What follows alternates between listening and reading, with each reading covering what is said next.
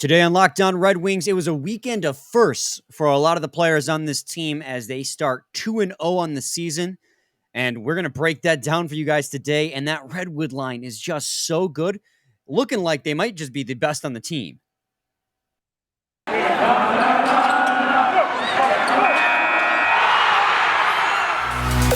You're Locked On Red Wings, your daily podcast on the Detroit Red Wings. Part of the Locked On Podcast Network, your team every day.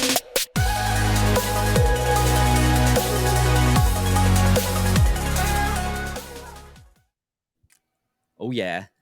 We're 2-0, baby. Let's get started. He said, oh, yeah. Oh, yeah. Here we go. Stanley Cup, here we come. Can't stop us now. 82-0, baby. President's Trophy winners. On pace for 82-0-0. Don't look now. First place in the Atlantic Division. Just saying. Don't worry about who we're tied with. Don't sleep. Don't sleep. No, but seriously, welcome back to the Locked On Red Wings podcast. We are your hosts, Brian Fisher and Scotty Bentley. I'm a podcast producer for WWJ News Radio 950, while Scotty is the host over at Locked On Tigers, as well as a freelance journalist for the Detroit News.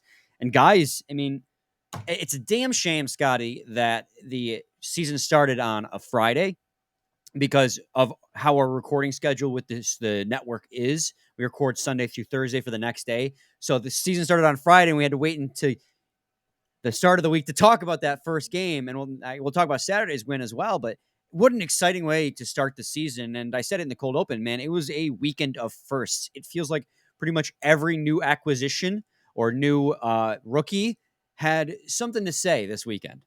It was awesome, man. What a great, and like the cool thing about the fact that they started 2-0 is we don't have to be like, oh, opening night was super fun, and then like game 2 was a reality check. Like, nope, no reality check yet. It's gonna come, but it hasn't come yet, and we can just keep talking about how this team is the greatest team ever. This episode, good vibes only.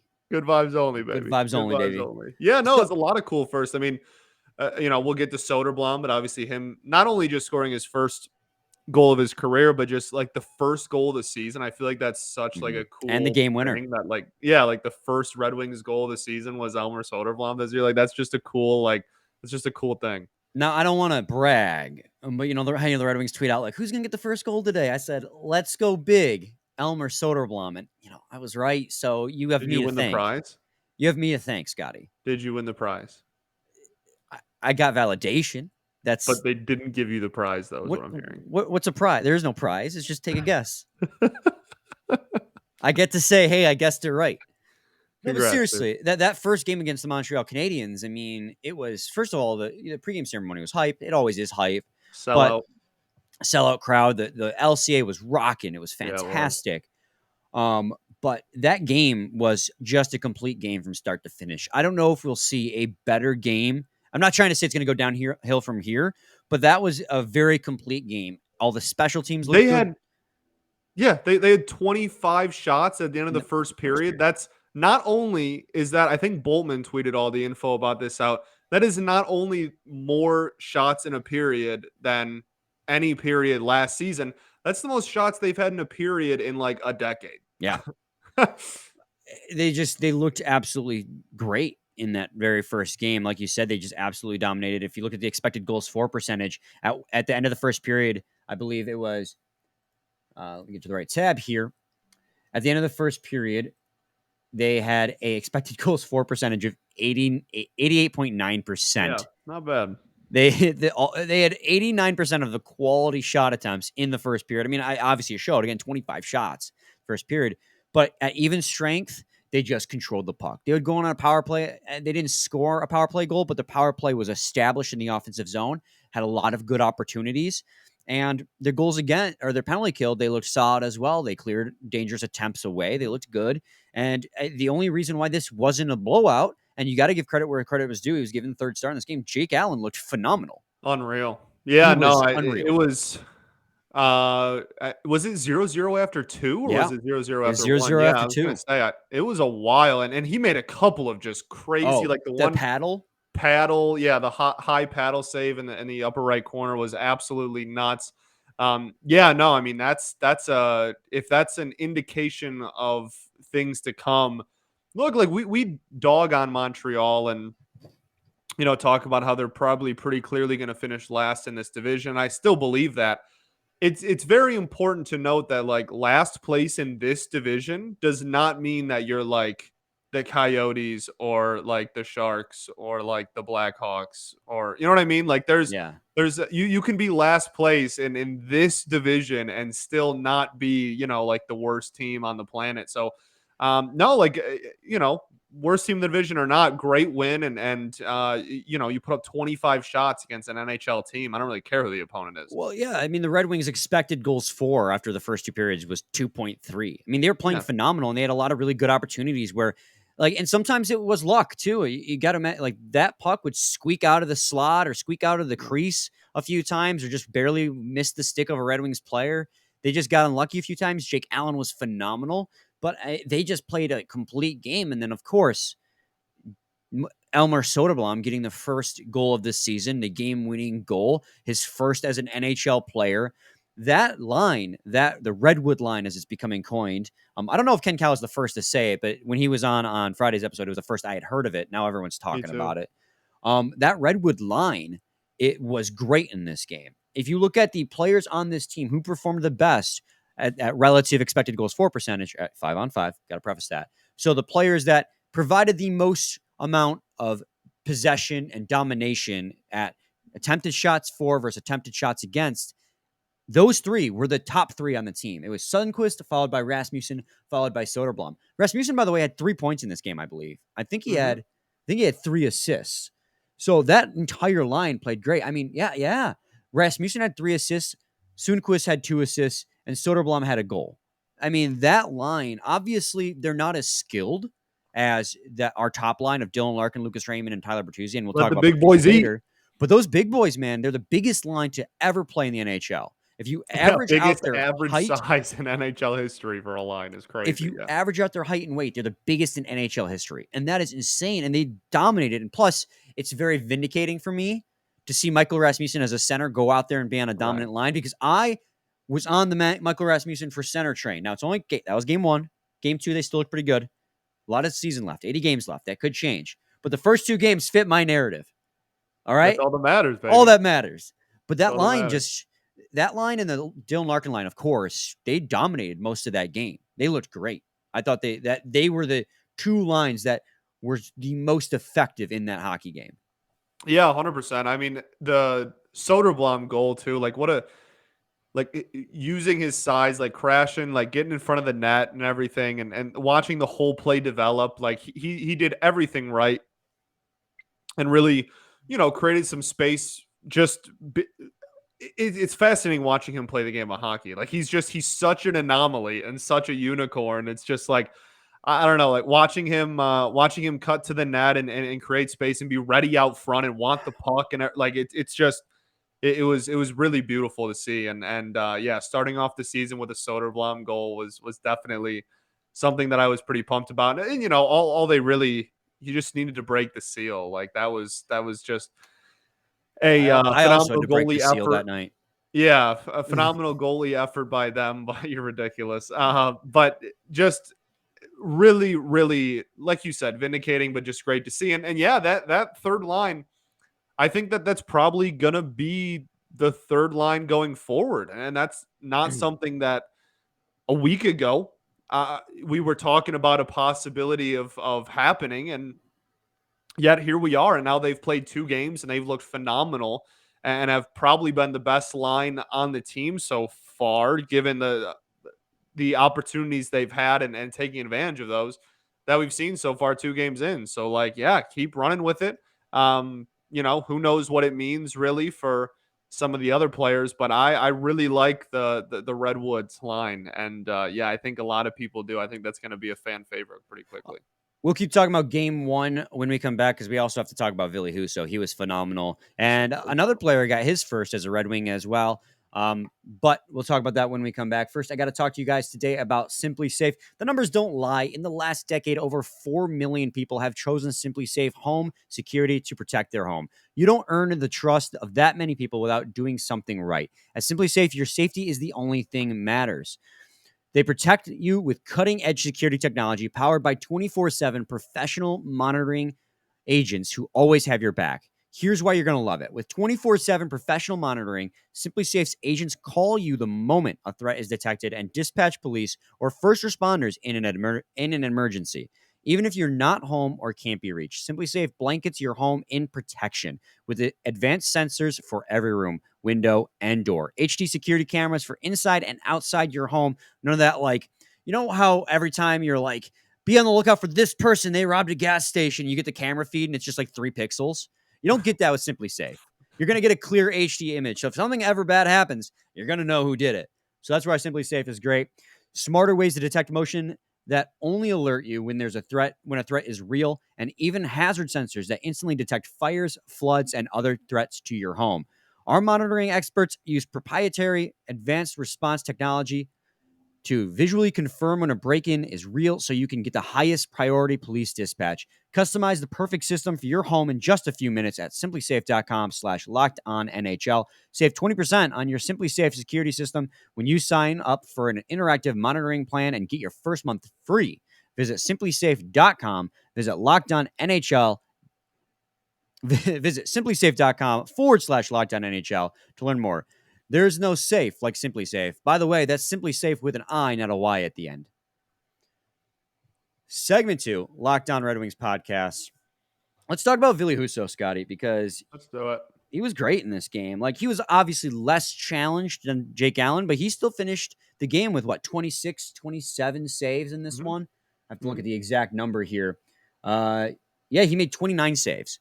He looked great. I mean, a shutout in your first game as a Red Wing and opening night, you can't do much better than that. Hard In to do fact, they've been comparing this game to the 2015 opening night for the Red Wings, because that was the game where Dylan Larkin scored his first career goal, Jimmy Howard had a shutout, and it was Jeff Blashell's first win as hockey head coach. I like the dramatic pause there. That And was crazy. Really want to milk that one. Yeah. Yeah, no, it's yeah, I mean, he looked phenomenal. There weren't too many, like crazy saves of like, oh my goodness, like how did he pull that off or whatever. And there was definitely some opportunities that I thought a pass was made to set up something in front of the net and just nobody from Montreal was home because like it's Montreal at the end of the day. But he did what he was supposed to do. He looked fantastic. Yeah, made the saves he was supposed to. I thought the defense in front of him was pretty solid. It was really good early, and I think maybe let up a little bit later. Yeah. But for the most part, yeah. I mean, it was a really solid game. We didn't give up anything. Not too much to complain about at all. Just some nitpicky stuff maybe, but super exciting. And I think the conversation kind of has already started. The discourse has already begun about how much playing time these goalies are going to get going forward, just because they've now both played a game, and Husso has a shutout, and Ned let up 2, and like that's obviously one of those is pretty clearly better than the other. We'll talk about Ned too when we get to that game. We'll get to that in there was a very soon. Much different vibe in that game than the first game for sure. But look, I mean, Husso, he got opening night and then got a shutout. So I think him getting opening night says a lot about, I mean, obviously we saw it during preseason that Nedeljkovic wasn't playing that well, but I think obviously Lalonde says it and says, this is our best bet game 1. Yep. Yeah. And again, backed it up with a shutout, no matter who the opponent is. So, beautiful start. He looked really good. Absolutely. And so like Michael Rasmussen got the empty net goal, and that was assisted by Andrew Kopp and Dylan Larkin. So he had a goal and 2 assists.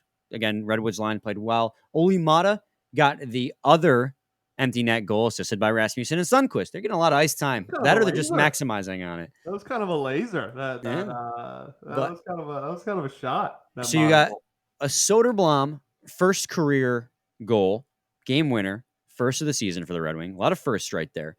You got Derek Lalonde's first win as hockey head coach. You got Olli Maatta's first goal as a Red Wing. You got Villie Husso's first win and shutout as a Red Wing.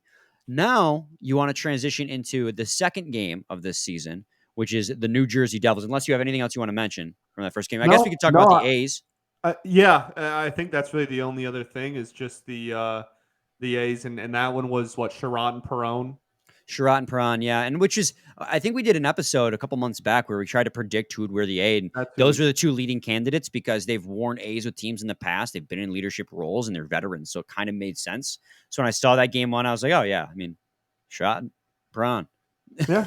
I mean, that's who we highlighted. And obviously they were different for game 2. So we'll talk about that. But yeah, that was really the only other thing. I mean, it was a really great win. The energy was high in the arena. The players' energy was high. Everything was really buzzing, and they took advantage of.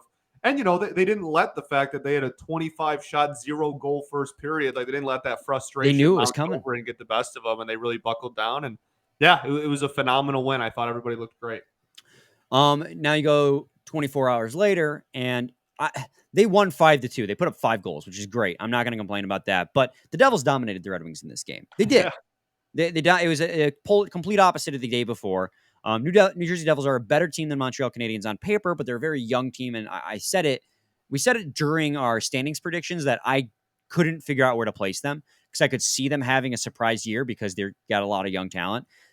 They played a really good game, and the Red Wings were kind of oppressed. I mean, you look at it, the Devils should have scored 3. The expected goals for the Devils was 3.5. The expected goals for the Red Wings were 1.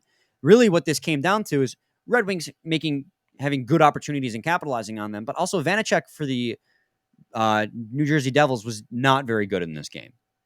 No, not really at all. There was a couple of pretty weak goals.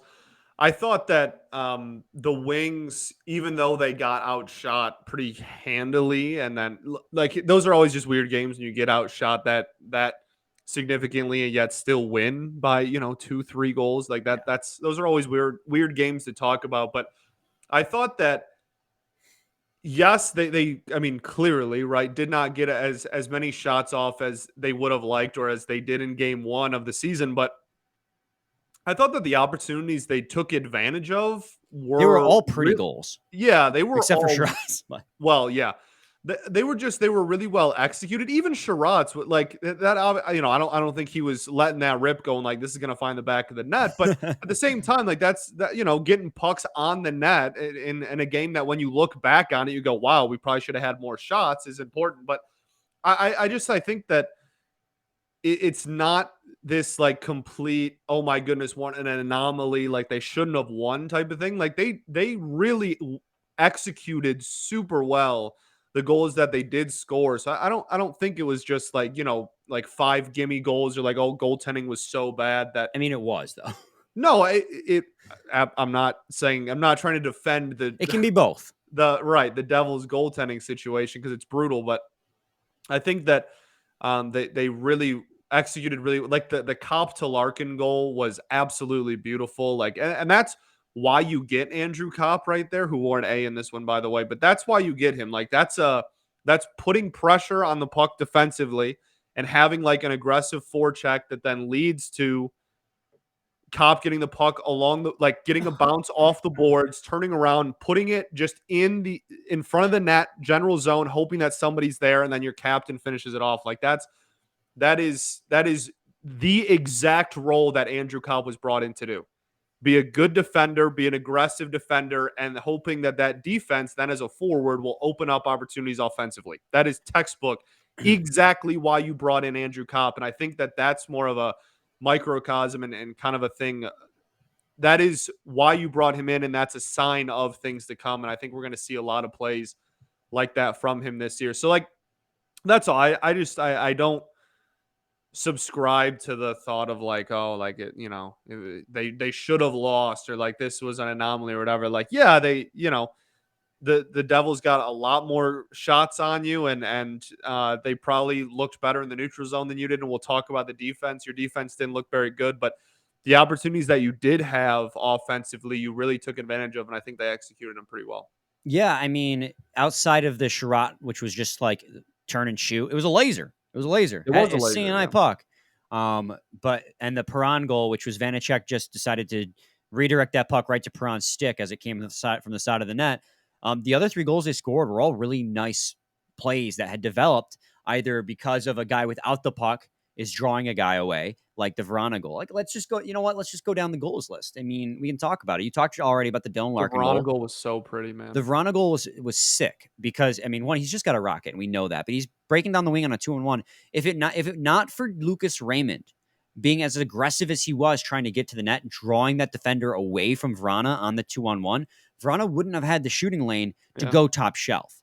And Lucas Raymond, I thought, had a great game. He did. It's for him in the first 2 games. I thought he looked good in the first game too. It's not showing up on the score sheet yet, but he's doing the right things away from the puck that are creating plays. And that's actually a lie. He did get an assist on Kubalik's goal in the 3rd period, but he's doing things away from the puck that is opening up his teammates. And that's such an underrated thing for people because it's all about statistics for a lot of people, and understandably so. I mean, in the end, statistics is what's going to pay your bills. It's going to be what gets you that contract.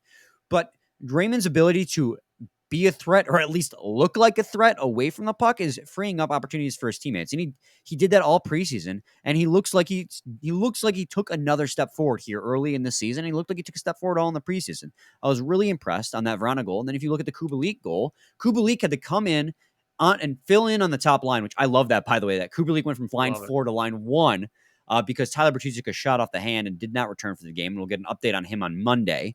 So to find out what happened with him, hopefully it's not broken. Hopefully it's just a bad bruise. So we want Bert. Hopefully. But Dylan Larkin made the pass across the made the pass to Kubalik. Kubalik cutting to the middle, had a defender between them, and he made the pass to Raymond. Kubalik cut towards the net. Raymond made the pass back to Kubalik between the defender's legs. Kubalik made a nice forehand backhand play to score the goal. Like, it's exactly what you were saying, Scotty, where they're not getting the bulk of the opportunities in this game, but they're taking advantage of bad goaltending, and they're taking advantage of the opportunities they have and making the most of them. So yeah, Vanecek had a save percentage of 7.77 in this game. That's awful. That's an awful goal save percentage. But the Red Wings, when they got opportunities, had great opportunities. Like, if you compare, we talk about expected goals for percentage so much. And, I probably don't go in the details. It's like a long explanation, but essentially it's quality shots instead of where Corsi is just shot attempts. Expected goals for is quality shot attempts to try to weight it. If you looked at the Red Wings' expected goals, a lot of those shots that ended up in goals would have been considered quality shots, with the exception of maybe the Chiarot goal. Even the Perron one was a rebound right in front of the net. That's a quality shot attempt. That's high danger. They were taking high danger scoring chances. It was they played good when the opportunity presented itself. But like you said, if you look in the defensive zone, that's where it gets a little iffy, and that's why they were peppered so much, is because they just could not get the puck away from the Devils forwards. Absolutely. When we come back, we'll talk about that defense. Stay tuned for segment 3, Lockdown Red Wings. I totally lost track of time, Scotty. I was like, are we not going to an ad break 23 minutes in? Like, is that we're changing it up a little bit here? Well, welcome back to Lockdown Red Wings, where I got into my monologue so much I forgot to look at the time, and then there was. I was like, are you handing something off to me 23 minutes in? I was like, yeah. I'm handing it off to you now, though. Talk about the defense. Yeah, I mean, it was so fluid. It wasn't. I mean, it wasn't great in this one, obviously, and I think the biggest reason is they pretty clearly struggled to get the puck out of the zone. Like, that was a pretty big struggle, and I think that they kind of toughened up and had some solid defense down low, like kind of in front of the net. So I think that another reason why you see a high shot total and a low goal total for New Jersey, and we'll talk about Ned in a second too, because I did think he looks pretty good, was because of that, because the defense was kind of like pretty solid, and we had some size out there and everything. I thought that they looked pretty solid, more so in front of the net, or maybe even like the low slot area, but I didn't think that especially out toward the blue line, or really just like anything that wasn't kind of directly in front of the net, was pretty soft and porous. So I thought that was kind of another reason. New Jersey was able to get a lot of shots off and was able to kind of spray all over the net. But as far as executing that, I think that Ned did a good job, which is obviously a important piece of it. But I think that's probably another part of it too. Is just it was really soft defense out, kind of at a distance, and it tightened up a little bit toward the net. No, I agree with you. They just struggled to get the puck out. Breakouts were a real struggle for them in this Yeah, game. that also was a big thing for But sure. I mean, thankfully, outside of the first 5 minutes, Nedeljkovic was really solid. Yeah. It is. I am noticing now that the trend is he's bad in the first 5 minutes of the game because he let in a softie in the beginning of this one, and he did that in both preseason games, which probably played into why he's starting the second game and not the first game. But outside of that, he played great. I mean, we talked about how much the Red Wings took advantage of bad goaltending and took advantage of good scoring chances to get themselves 5 goals. But as you were just saying, Scotty, they were very much heavily outplayed in this game in the end. Good vibes only this episode, which is why we're focusing on the positives. You're starting 2-0. That's great. But they were outplayed against the Devils for the most part. They were outplayed, and Nedeljkovic bailed them out. And so I know there's a lot more question marks around Nedeljkovic after the preseason, especially with how, his statistics last season weren't where people wanted them. I mean, we give him a huge break on that because of the team last year was just god awful. But outside of those first 5 minutes, he was absolutely phenomenal in that game. And here's the reason why it was only 5-2, because like I said, the Devils' expected goals for at the end of that game was 3.5. Yep. They should have scored more goals. The Red Wings was 1. If there was a league average goaltender, if the average of all goaltending ever in that, it would have been a 3-1 loss for the Detroit Red Wings. But our goaltending was phenomenal, and theirs was bad. So it was a 5-2 win. And Nedeljkovic has the potential to be a bona fide number 1 goaltender. It's just that consistency. If you can lock down that 5 minutes. Saves. Yeah. It's just that first 5 minutes. You just lock that down. Yeah. No, that's definitely something that we noticed last year. We've noticed in the preseason, and we've now noticed one game in. But yeah, after that kind of softy at the beginning, he really did step up, and he looked great, I thought. And I mean, a sign of, in my eyes, the sign of a team that's growing and everything is good teams win games that they get outplayed in sometimes. You know what I mean? Yeah. You're right. That's what good teams do. Bad teams win when they outplay their opponent and lose when they get outplayed. Good teams will find a way to win even when they are getting outplayed. And we talked about that last year. I think there was 1, maybe even 2 games against Toronto last year where we were like, man, I really thought for 2 periods we outplayed them, or sitting here with a loss. That's what good teams do. They find a way to win even when they are getting outplayed. So yeah, I think that this is not only is it, for all the reasons we've already talked about, maybe a little bit different than people realize, but just on the sheer character building, locker room, all that cliche stuff. It's nice to sit here with a win in a game where you watched it and you go, we probably shouldn't have won that by 3 goals. No.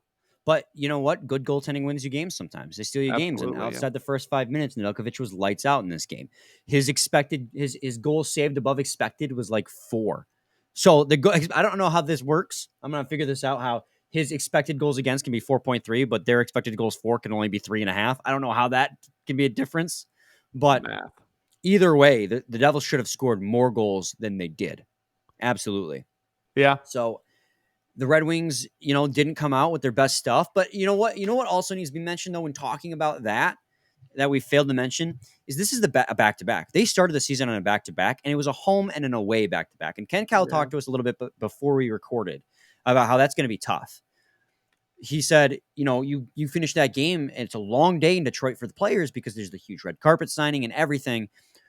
They spent a huge, long day for the home opener and then immediately get on a plane to fly to New Jersey and play less than 24 hours later. And they came out and they won. So even though they got outplayed, you can chalk some of that up to fatigue, because back-to-backs are hard on professional athletes. They really are, especially in a physical game like hockey. So kudos to the Detroit Red Wings for starting the season 2-0. And I mean, I'm super excited. They got another game on Monday against the Los Angeles Kings, and then they're off until Friday. I want to talk to the schedule maker where you have 3 games in 4 days, and then you don't have another game for another 3 days. What's going on with that?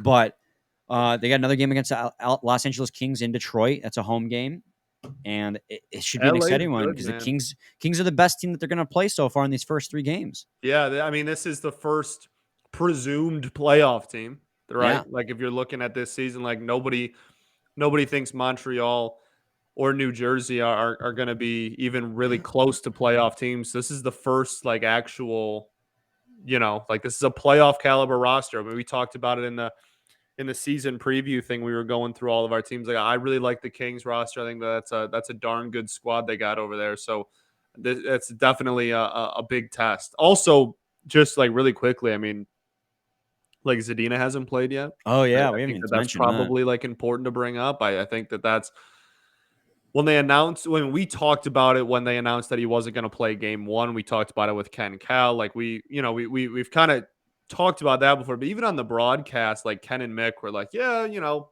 probably suit up for game two. And I think that was kind of the belief. He was healthy for game two as well. Yeah. So that's definitely something to keep an eye on. Bert's status will obviously directly impact that as well. But I think, yeah, that's something to keep an eye on for sure. Because if you start off the season with 3 games in 4 days and you don't dress for any of them, I mean, I feel like that's a sign. yeah, the Zadina thing is like, I'll always say he has all the talent in the world to make it work. And Ken Cal said it, like, you got to be, he was brought in to do one thing. He wasn't doing it that well. And so now he's being asked to like change how he plays in a sense. Like he's having to change how he plays because he's not fulfilling the role he was brought in to do. So it's kind of like he's trying to rediscover himself almost.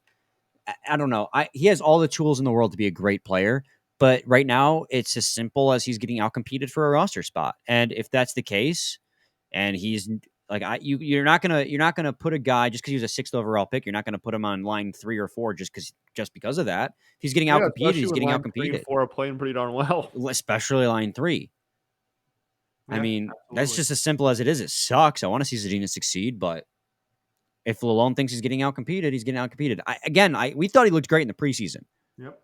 But we're not in the locker room making those decisions. We don't see everything else that goes on. So if there's something that Lalonde sees that's keeping him out of the lineup, then he's going to stay out of the lineup. Simple as that. Mort Sutter had an A in the second game. He did. That was pretty cool. Yeah. Very cool. Copp wore one too. I think Copp's an underrated candidate to kind of keep it.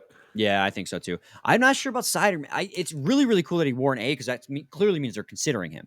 They're gonna have a rotation of A's until they figure it out. But the fact that at 21 years old, you're being considered to be an alternate captain on the Red Wings, like we talked about it. Like, again, we talked about this a few months back, our prediction for A's. And I said, I can see it in the future, but I think he's still just too young. But clearly, I'm wrong. Because even if it's just like a rotation trying to figure it out, the fact that they're putting him in that position to see if he can do it means that they think he can do it. It's an indictment that they think he is capable of it. And yeah, I mean, 100%. I'm all for it if they give him the A. I mean, hell yeah, let's do it. Absolutely. It was cool to see, even if it doesn't end up sticking. Like, it's cool to be able to have tape of Sider wearing an A. I don't know. Yeah. So, but that's all I got, man. I think we covered everything. It was kind of a flurry of hype and emotions this episode. I feel like we're a little bit more structured, but just there's so much to break down in 2 games, and we were so excited to start 2-0. We're like, information just flowing out the mouth. On pace for 82-0, baby. On pace for 82-0. 82-0. God, I cannot speak properly. You got 35 minutes of speaking properly, all right. Did I, though? We both heard that SimpliSafe. Ridiculous. We'll be back tomorrow with a game recap. Okay, let's go. 3-0. That's not true. Oh, yeah, it is true. Yeah, Monday night. Yeah. This is right. Monday's episode, so Tuesday's episode is going to be a game recap. You're right, man. That's how it works. Let's go. We're so back. This dude is... Same time, same place. It's your team. Every day. Every day.